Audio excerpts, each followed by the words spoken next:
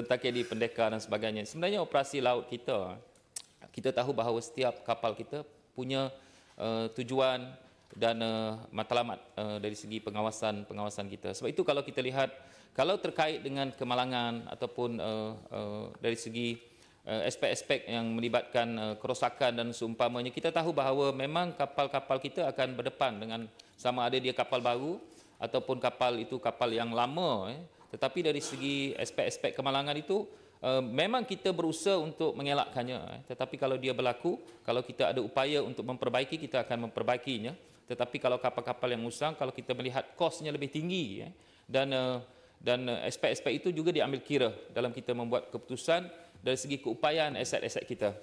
Dan dalam masa yang sama, kita juga melaksanakan program yang kita panggil sebagai refit.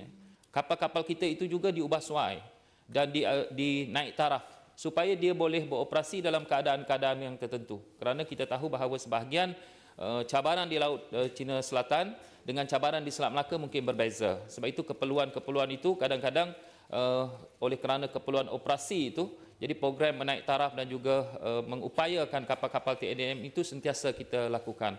Adapun yang terkait dengan diplomasi pertahanan itu, Datuk Yang di-Pertua, saya fikir kita tahu bahawa kadang-kadang kita melihat bahawa sebahagian daripada kapal-kapal contohnya macam China Coast Guard berada di perairan kita. Tapi kita harus ingat bahawa kita juga harus tahu di mana aspek keselamatan, di mana aspek kedaulatannya. Dia ada perbezaannya. Kadang-kadang kalau kita lihat kapal, kalau kita tengok China Coast Guard, mungkin berbeza dengan kapal-kapal ketenteraan daripada China kerana tujuannya berbeza.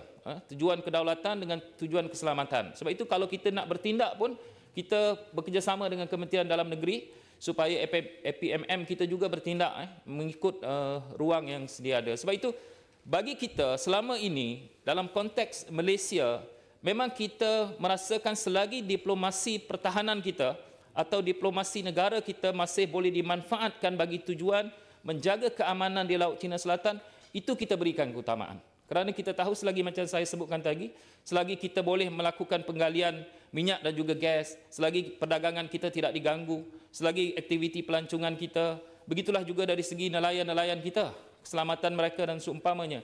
Selagi aktiviti ekonomi ini tidak diganggu dan wilayah kita kekal berdaulat, saya fikir diplomasi pertahanan itu akan kita manfaatkan untuk pastikan kedaulatan negara kita sentiasa terjaga.